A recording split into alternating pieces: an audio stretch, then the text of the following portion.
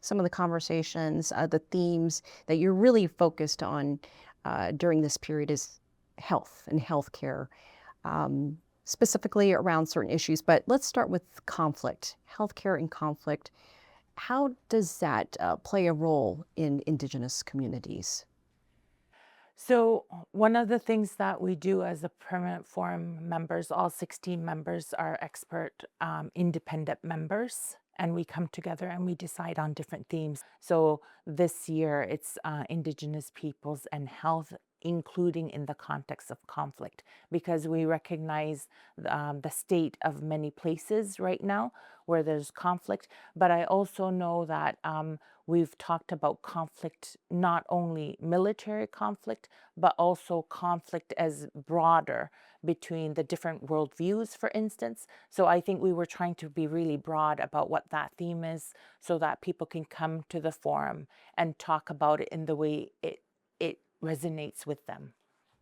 What are some examples, especially maybe from where you're from? So I'm an Inuk from the Arctic, from the Canadian Arctic, and we had the opening this year, and I think it was especially special. For me, I was so proud to be sitting at the podium when the Governor General of Canada came up to speak. And I was so proud because she's the first Indigenous Governor General of Canada. And not only is she the first Indigenous um, woman Governor General, but she's an Inuk. So she's able to speak Inuktitut that I speak. And so it felt even more incredible that I was sitting there watching her address a hall full of Indigenous peoples from all 7 social cultural regions. And she talked about health and she talked about mental health. She talked about the need to ensure that Indigenous peoples communities, Indigenous peoples have health professionals that speak their language, that understand their culture. And she shared a story about a young Inuk from her home community who had traveled. And it's the case with so many Indigenous peoples around the world that so many of us have to travel away from where we live, from our communities and our family and our support system to be able to further our formal education. And so they've spent many years away from their home so that they can become a doctor. And the reason they want to be a doctor is so that they can provide health services in their own language and be able to provide much more comfort to the patient, because the patient would know that they understand their culture and who they are, and they don't have to explain that. There's also the issue of access. You know, you mentioned Indigenous not only traveling so far for the education, but also to receive care. That's very true. In so many places around the world, people have to go to big cities to be able to access specialized health systems. For example, in the Arctic, where I'm from, and I'm just going to use it as an example because that's what I know best. Many family members, community members have to travel by plane miles away to be able to go to health, to go to a hospital. Many of our communities do not have hospitals. And so you can imagine the culture shock in a state when you're not feeling well, that not only are you trying to feel better and you're hoping the system will help you feel better, but you're now in a place that you don't really understand. People are speaking a language that maybe you don't understand, and you're eating foods that you're not accustomed to. So it's a total change, which kind of is counterintuitive in terms of trying to care for someone. So it creates lots of challenges. Are those situations improving? Is there progress being made when it comes to healthcare and access? I think spaces like the forum is really important because it brings Indigenous peoples to voice the concerns that they have and to bring attention to it. And I think when there's lots of Indigenous peoples advocating for better services, better programming in different the 7 social cultural regions, it makes improvements. There's also the issue of health when it comes to climate change. And as we know, so many Indigenous communities around the world are on the front lines of impacts of climate change on their lands and where they live. I'm so happy you bring that up because I think climate change has such a big impact on, for example, Indigenous food systems. And I will say that many Indigenous populations are struggling with food security, but I think that could be addressed if we start reincorporating and strengthening the Indigenous food systems that already exist. We know that there's been studies that show Indigenous foods. So when I say that, I'm thinking in all the different environments.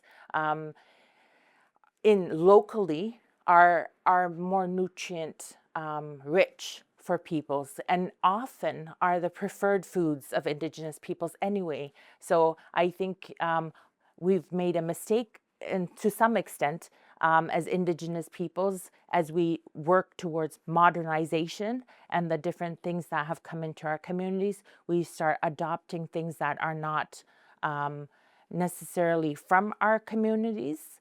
And we think that because we've been colonized often, that we sometimes think that's better.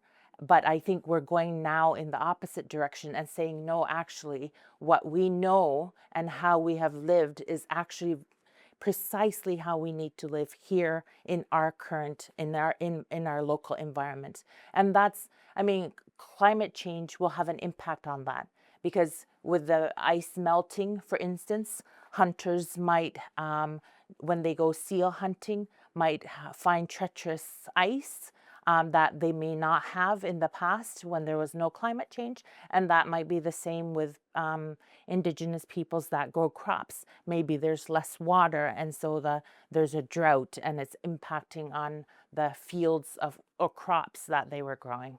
When it comes to Indigenous peoples and political representation, we see you, of course.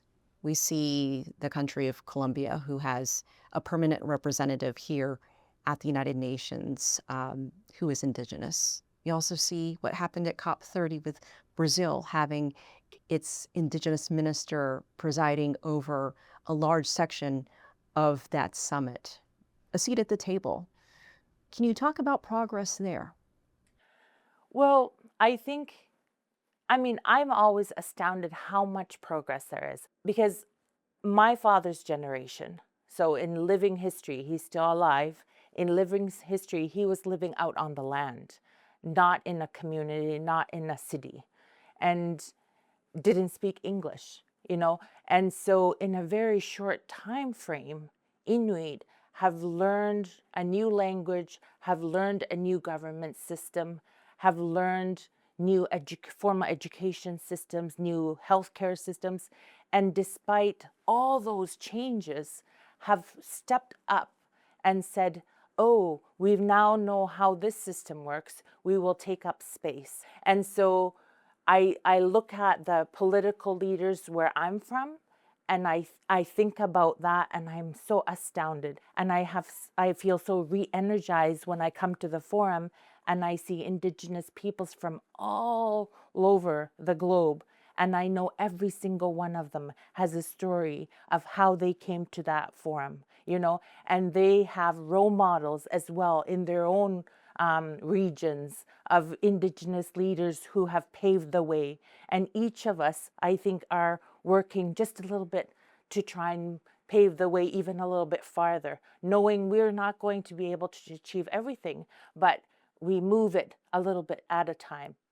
As the United Nations prepares to select its next Secretary General, what are you looking for in terms of support for that next leader to engage with the Indigenous Peoples Forum and with Indigenous peoples around the world?